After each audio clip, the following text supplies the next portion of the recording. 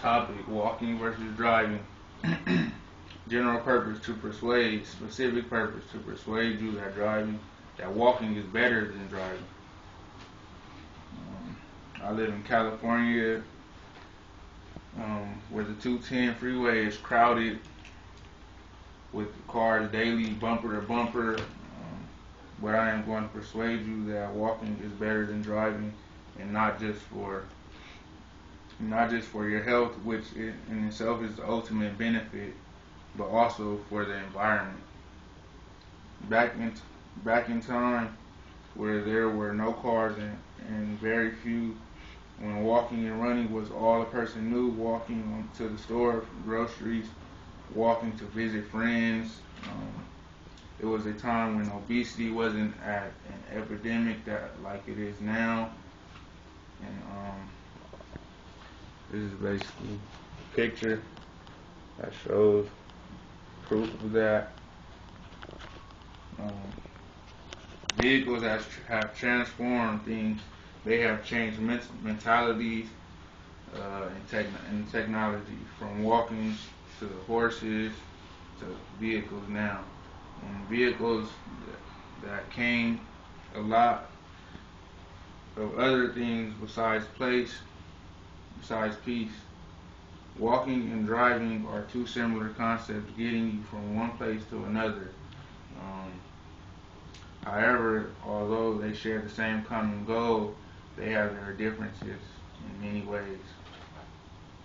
For instance, walking provides you with the exercise that you will need in getting and burning calories, losing weight, and just your daily exercise that you need.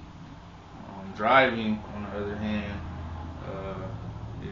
it don't burn as many calories, and it also can make you lazy and not want to walk nowhere. You get addicted to it. However, if you're driving from location to location, it takes the exercise out of your day. It leads to less exercise, which leads to fewer calories to be burned, and in the long run leads to helping with the epidemic of obesity that we as a nation are dealing with today. However, driving has its perks. For example, if you aren't in the best shape emotionally, mentally, or physically, then walking every night, everywhere you go might not be good for you either. During a car can oftentimes be of assistance when needed, but the overuse of abuse of driving is what's not helping and hurting the nation. Also, in review of the article Facts on Automobiles and the Environment states, although great strides have been made at reducing air pollution made by automobile exhaust over the past 30 years, cars still account for a significant proportion of air pollution. Each year, the United States produces about 10% of the world's petroleum, but consumes about 26% of the total production. Oxide of nitrogen damages the respiration system and injures plants. Carbon monoxide contributes to smog production and even poisonous and high concentrated carbon dioxide.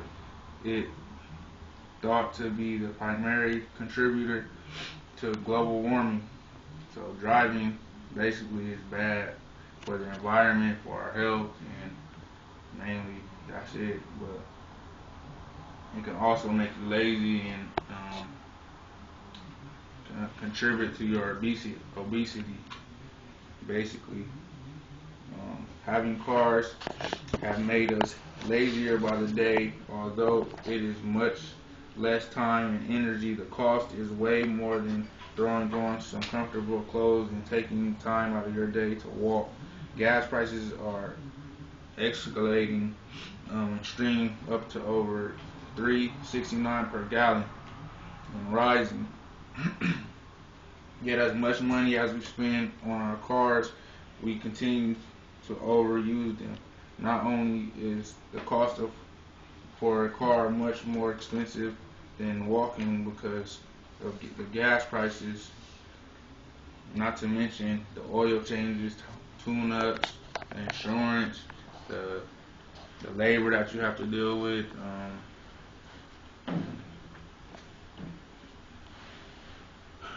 What was that? Walking is obvious. Walking, Wait. walking, obviously is the more healthy thing to do. Um, Actually, you should try walking yourself. Next time you have to go to the store or something, you should try taking the 210. And I don't mean the freeway. I mean your 2 feet and your 10 toes.